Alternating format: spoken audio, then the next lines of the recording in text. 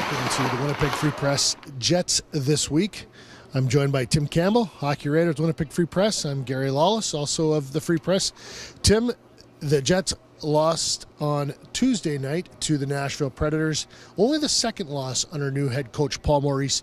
Immediately following the loss and during yesterday's practice, the big theme from him was that it wasn't a bad loss and it wasn't a regression back to the way the team was playing prior to his arrival in Winnipeg.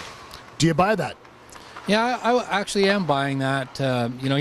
Paul had some questions yesterday about the Jets maybe slipping back into their old ways of playing down to opponents, playing poorly against lower teams. But I didn't think the effort on Tuesday night was poor or subpar in any way.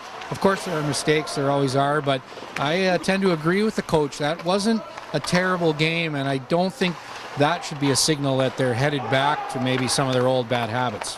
Now, it's only one loss. We'll see how he feels if they were to lose again Friday night against the Vancouver Canucks.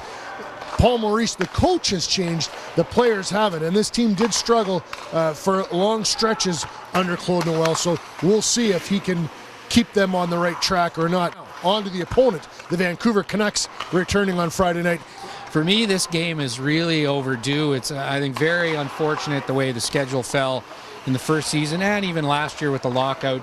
There were no inter-conference games. So, I think a lot of fans have also been waiting to see the Canucks here, given the ties to the players, especially on the ice. Not to mention that the Canucks are one of the teams the Jets are going to have to reel in if they want to get a wild card playoff berth in the Western Conference.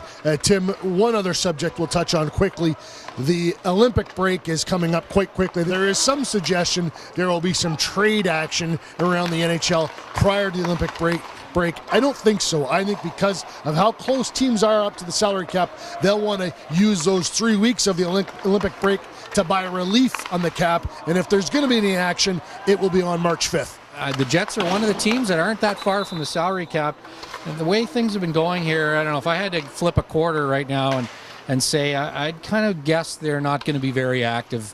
There's not much room for adding big-time players, and I don't really think the Jets or their fans have the stomach for starting to subtract right now.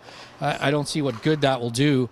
So I don't know. Unless Kevin Cheveldayoff hears something very unusual, I expect it to be fairly quiet around here. I'm Gary Lawless. That's Tim Campbell. This is Jets This Week.